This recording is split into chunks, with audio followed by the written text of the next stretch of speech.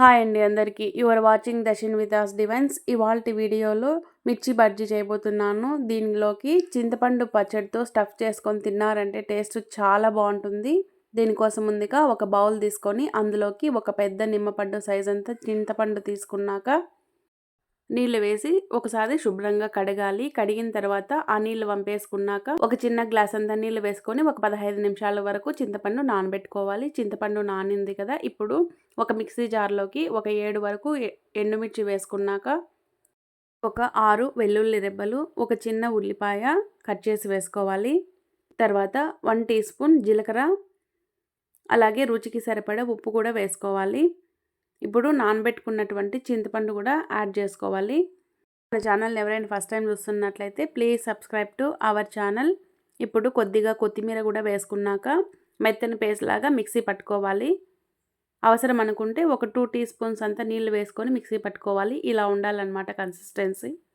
ఇప్పుడు ఒక బౌల్లోకి 50 గ్రాముల వరకు శనగపిండి, 2 టీ స్పూన్ల వరకు బియ్యపు పిండి, రుచికి సరిపడా ఉప్పు, 1/2 టీ స్పూన్ పసుపు, 1/2 టీ స్పూన్ కారం, కొద్దిగా వంట సోడా వేసుకొని ఒకసారి బాగా మిక్స్ చేసుకోవాలి.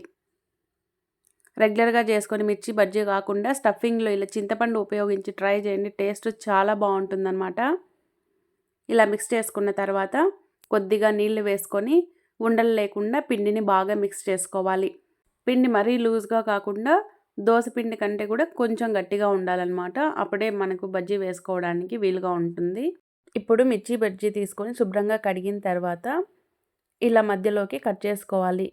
మిర్చి బజ్జీ మరి పెద్దగా ఉన్నాయి కాబట్టి ఇలా 2గా కట్ చేసుకుంటున్నాను. కలుపుకున్నటువంటి పిండిలో ఒక 2 టీ స్పూన్ల వేడి నూనె వేసుకొని ఒకసారి బాగా మిక్స్ చేసుకోవాలి. ఇలా వేయడం వల్ల మనకు బజ్జీ అనేది క్రిస్పీగా వస్తుంది. స్టవ్ ఆన్ చేసి పాన్ పెట్టుకున్నాక డీప్ ఫ్రైకి సరిపడా ఆయిల్ వేసుకోవాలి. ఆయిల్ వేడైన తర్వాత మిర్చిని కలుపుకున్నటువంటి పిండిలో అద్దుకుంటూ ఇలా ఆయిల్లో డీప్ ఫ్రై చేసుకోవాలి.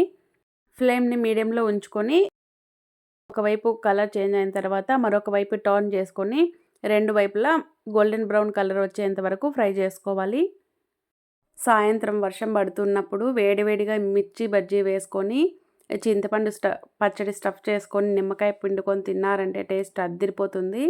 ఇప్పుడు ఒక మిర్చి బజ్జీ తీసుకొని ఇలా కత్తితో మధ్యలోకి ఘాటు వేసుకున్నాక మనం ముందుగా రెడీ చేసుకున్నటువంటి చింతపండు పచ్చడి, అలాగే సన్నగా కట్ చేసుకున్నటువంటి క్యారెట్, ఆనియన్ వేసుకోవాలి. ఇలా మీకు ఎన్ని బజ్జీ కావాలో అన్ని వేసుకున్న తర్వాత సర్వింగ్ ప్లేట్లోకి తీసుకొని పైన కొద్దిగా నిమ్మపండు రసం పిండుకోవాలి. అంతే, వేడివేడిగా సర్వ్ చేసుకుంటే టేస్టీ మిర్చి బజ్జీ అయితే రెడీ అయిపోతాయి. ఈ వీడియో మీకు నచ్చినట్లయితే please do like, share and subscribe to our channel. Thanks for watching.